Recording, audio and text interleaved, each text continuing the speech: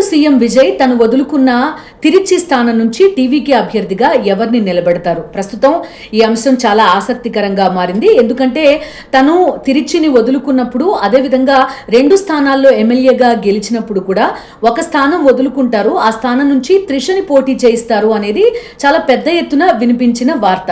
అయితే ఇప్పుడు తిరుచి స్థానానికి సంబంధించి పోటీలో మరో ప్రధానమైన పేరు వినిపిస్తోంది.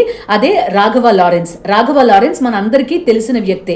కొరియోగ్రాఫర్, డైరెక్టర్ గా తెలుగు ఆడియన్స్ కి కూడా ఆయన చిరపరిచితులే. అయితే తిరుచి స్థానం నుంచి రాఘవ లారెన్స్ పోటీ చేస్తారు అనే వార్త ప్రముఖంగా వినిపిస్తోంది. రాఘవ లారెన్స్ కానీ ఆయన కుమార్తె రాఘవి కానీ ఈ స్థానం నుంచి పోటీలో ఉంటారు అని భావిస్తున్నారు.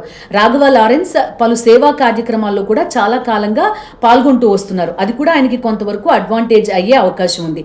అయితే ఈ అంశాన్ని అటు రాఘవ లారెన్స్ కానీ ఇటు టీవీకే అధికార వర్గాలు కానీ ఎక్కడా ఖండించట్లేదు, అలానే అధికారికంగా ఇంకా ధృవీకరించట్లేదు కూడా. మరికొన్నాళ్లలోనే ఈ అంశానికి సంబంధించి క్లారిటీ వచ్చే అవకాశం ఉంది. అయితే తిరుచి స్థానం టీవీకేకి కేక్వాక కాదు. గత కొన్ని సంవత్సరాల నుంచి ఎన్నికల ప్యాటర్న్ ని పరిశీలిస్తే ఇక్కడ డిఎంకే, అన్నా డిఎంకే కూడా గెలిచిన సందర్భాలు ఉన్నాయి.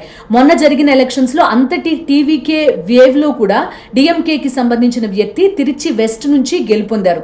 సో ఇది ఒక కేక్ వాక్ ఎన్నిక అని ఖచ్చితంగా అనుకోలేం, ఒక ఛాలెంజ్ టీవీకే కూడా. సో ఇక్కడ ఎవరిని అభ్యర్థిగా నిలబెడతారు? త్రిషకి ఛాన్స్ ఇచ్చే అవకాశం ఉందా?